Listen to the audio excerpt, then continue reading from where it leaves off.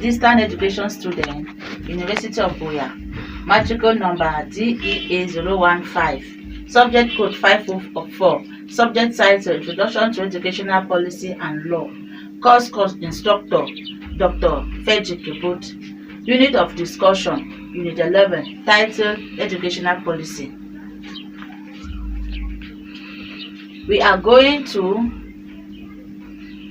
define public policy and ideology, state the main characteristics, identify and discuss elements of ideological foundation of Cameroon policy, state the general objectives of education in Cameroon, and explain the 1998 Cameroon educational law which guides Cameroon educational system.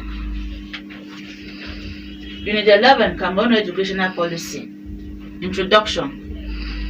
For any activity which has to be carried out for the collective interest of the people, there are laws to guide the implementation.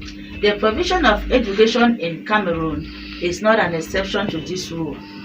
As part of professional knowledge, the school administration must know about this policy or law concerning education in Cameroon or in schools. As you can see, Unit 11 takes us to the area of education policy in Cameroon. What does Cameroon Constitution of 1996 says about education in Cameroon? What do you understand by 1998 educational law? It is important to know that every administrative has a basic act. Before I continue, I will define public policy and ideology. Tambo 2003, Mecham define policy as a guide to action. Ball and Dagger define ideology as a comprehensive set of ideas and explain and evaluate social condition of people. Ideology and policy are interwoven or interrelated. Ideology constitutes the foundation of policy. Ideologies constitute the values or ideas held by the group, while policy is a course taken by those in authority in response to the press. Characteristics of public policy. It is an authoritative choice from among competitive desires. A policy must reflect the collective desires of people. A policy is a declaration of intent and a major guideline. It is a general statement of an intention. Policy is different from regulation, for policy generates regulation. Also, policy section 32 of 1998 Cameroon education shall comprise all individuals and cooperative bodies to contribute towards the functioning, developing, and prestige of the school. Regulation. Article 21 of Decree number 2004 of 041 of 19 February 2001 is organizing government schools. It states that the president and the vice president of the executive of the school council are elected from among the members of the said council for 1 year term of office, renewable twice. They shall not be members of the staff of secondary schools nor students of the said schools. A policy is orientated towards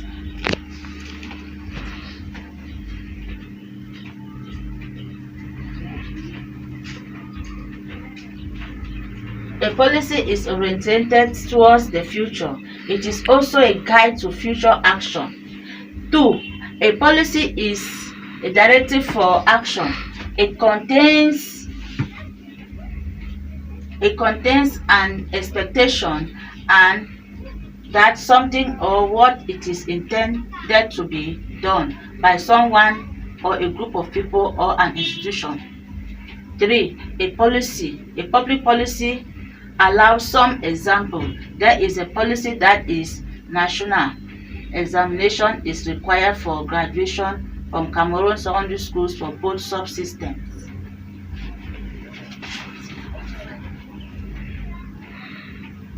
This means that both systems would organize their exam, but the ministry in which the examination is organized is special in the case, in the subsystem, may vary considerably. Full stop.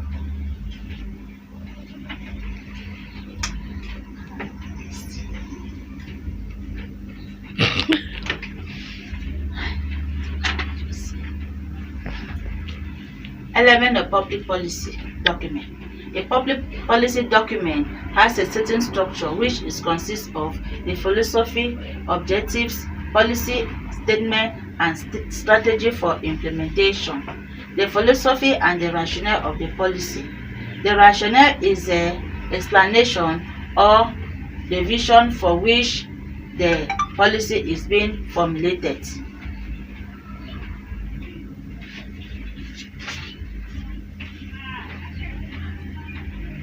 The philosophical statements that precede policy statement make up the rationale for the policy.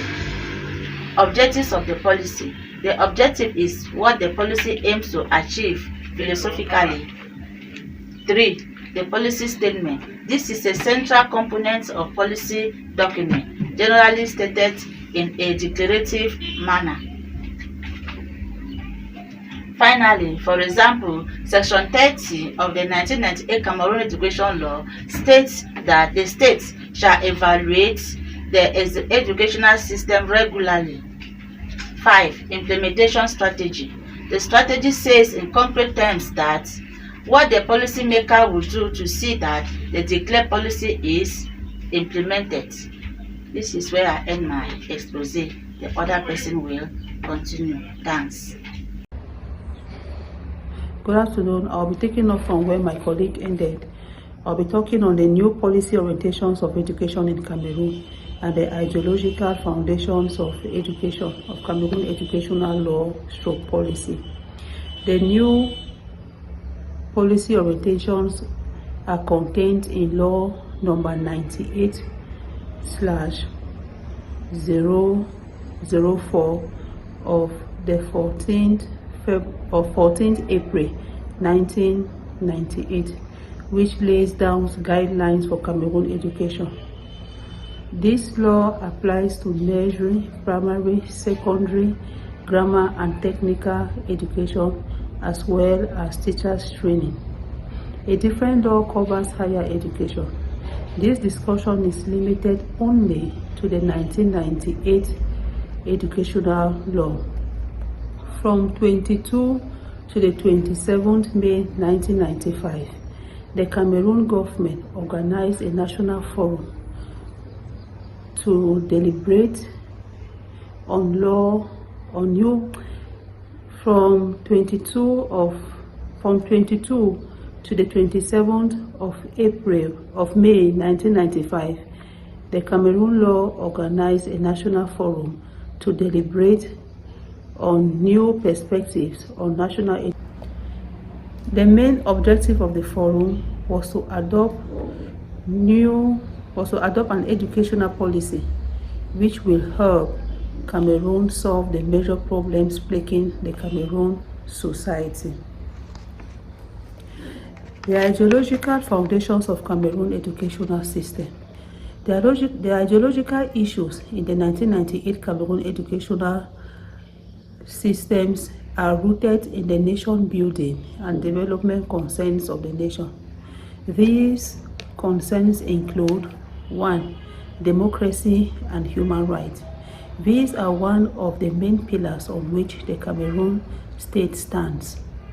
One of the specific objectives of education, as stated in the new 1998 Cameroon Education Law, is to provide an introduction to the democratic culture and practice respect for human rights and freedoms. 2. Bilingualism. Cameroon is a bilingual country having French and English as its main official languages, which they inherited from France and Britain respectively. The 1996 Cameroon Constitution clearly emphasizes this. Section 3 of the 1998 Education states clearly as a policy that the state must institute bilingualism at all levels of education as a factor of national unity and integration. The third point is national integration. It is a process of creating oneness among people of diverse linguistics, ethnic, and religious backgrounds. There is then a need to create in every Cameroonian a deep-seated awareness which cannot be shaken by instinctive attachment and regional values within the educational system of Cameroon. The fourth point is bilingualism. Cameroon is made up of people with diverse indigenous languages, which is a display of Cameroonian cultural heritage. The 1996 Constitution proclaimed that the state shall endeavor to protect and promote national languages. Learning national languages is also one of the specific objectives of the 1998 Education Law. The fifth point is the rural development. This strategy focuses on law to create conditions which allow rural people to improve their own lot without losing control of their own initiatives and institutions. Cameroon is basically an agricultural country, and more than half of its population live in rural areas. This issue therefore forms one of the development concerns of the nation, a concern which underpins the educational policy of the nation. The sixth point is the scientific and technological development of the nation. The need for Cameroonians to develop a science and technological culture is a key concern of Cameroonian development ideology. The emphasis is on mastery rather than transfer of technology so that Cameroonians can be competitive in a modern world that is ever changing. The new policy orientations in the 1998 Education Law calls for development of educational programs that would respond to the needs of a dynamic society, as well as great emphasis on science and technology. Thank you for granting audience. We'll then pass on to our next colleague. Good morning to all. My name is Ambo Kinasti Ase. I'll continue from where my colleague just ended. I will present the last objective of this unit, which talks of how education, the 1998 Law of Education in Cameroon guides education. I'll be presenting this part in 5 different parts according to the 1998 Law of Education. The parts are as follows. The first part of it is talking about the general provisions. The second part will be talking about the formulation, implementation, and financing of education. The third part is talking about the organization of the educational systems. And the fourth part is talking about the educational community. And the fifth part and the last, which is the last part, is talking about the miscellaneous. So I will start with the general provision.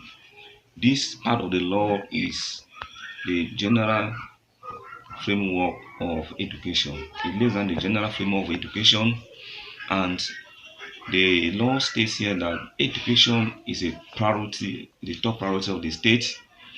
And in this part, we are going to look at the general purpose or objective of education as stated by the 1998 law.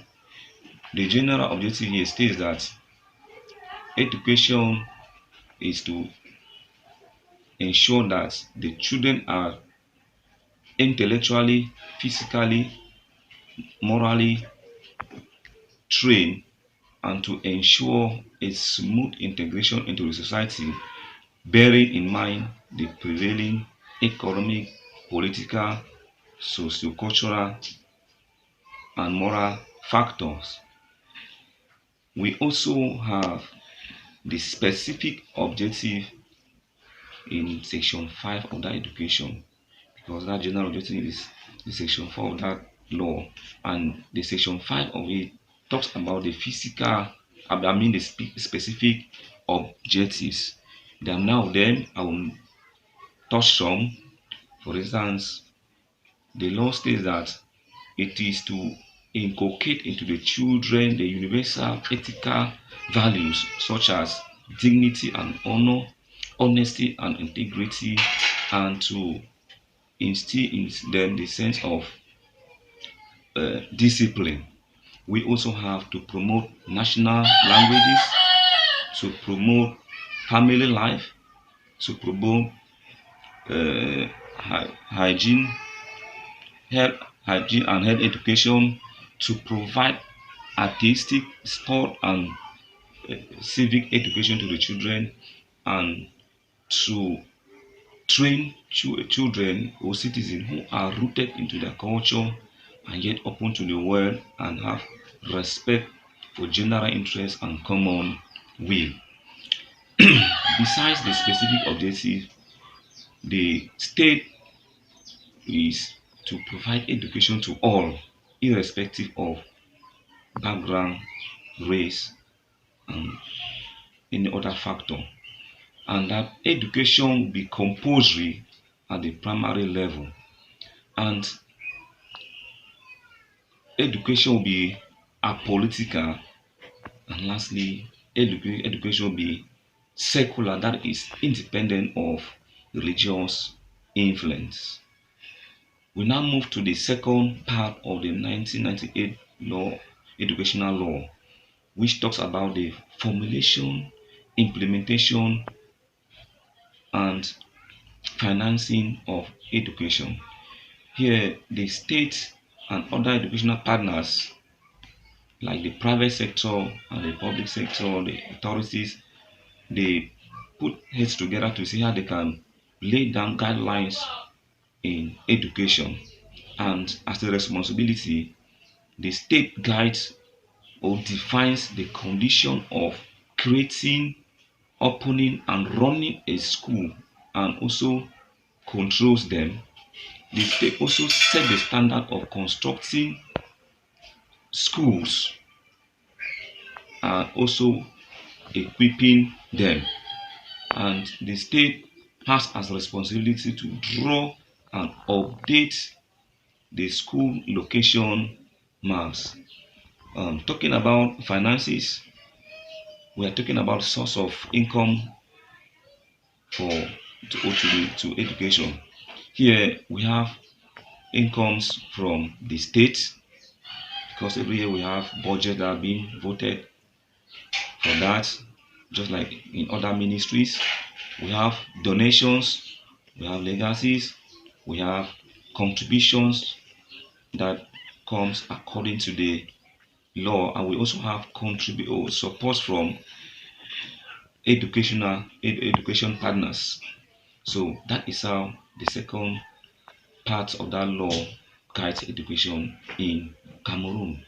The third part of it, we're going to look at the organization of education in Cameroon, as the educational systems.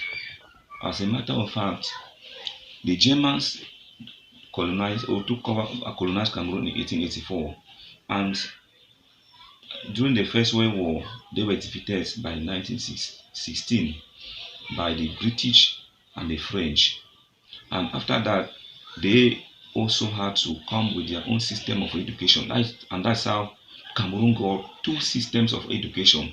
However, the 1998 law of education states that the two subsystems shall coexist. And we have these systems of education organized as follows. in the French-speaking Cameroon, we have the nursery that takes a duration of 2 years, the primary takes a duration of 6 years, the secondary takes a duration of 7 years, the post-primary takes a duration of 2 years, and the teacher training takes a duration of 2 to 3 years. That also applies to the English-speaking Cameroon. And talking about certification, the certification is done as follows. After the primary education that takes a duration of 6 years, there's a certificate that is awarded to those who merit. In the secondary, the first 5 years, we have a certificate that is awarded to those who merit. Then we have the last 2 years, there's also a certificate called advanced level. We also have a certificate that is awarded to those who do the 2 or 3 years teacher training, and we also have a certificate awarded to those who do the post-primary education. And talking about evaluation, it is the responsibility of the government to evaluate the educational system.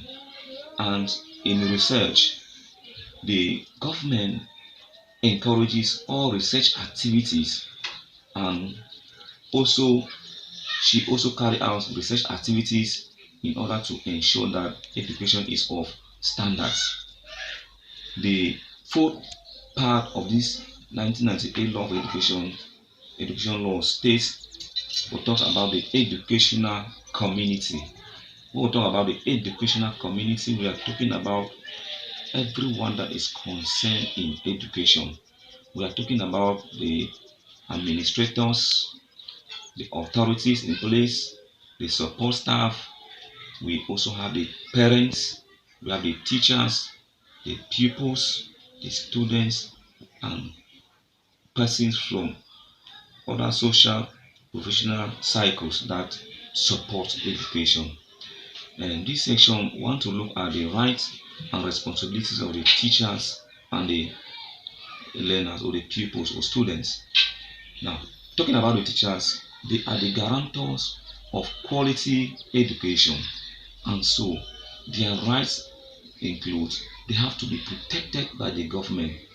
They have the right to express themselves when it comes to discharging their duties, and their responsibility is to do their work and to also make sure that they also care for the learners under their control. They allow the children to express themselves.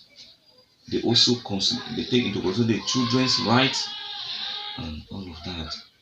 We have the pupils or students' rights. It is the right of the pupils to be taught what they are supposed to be taught.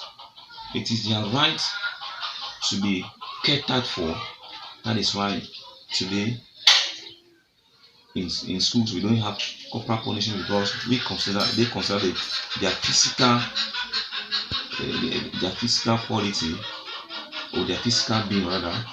So besides that, they don't have to be taught where we have bars that could distract them and other things that can hinder can hinder their education.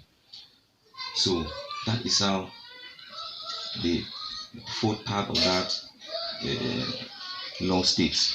And the last part of that law talks about miscellaneous.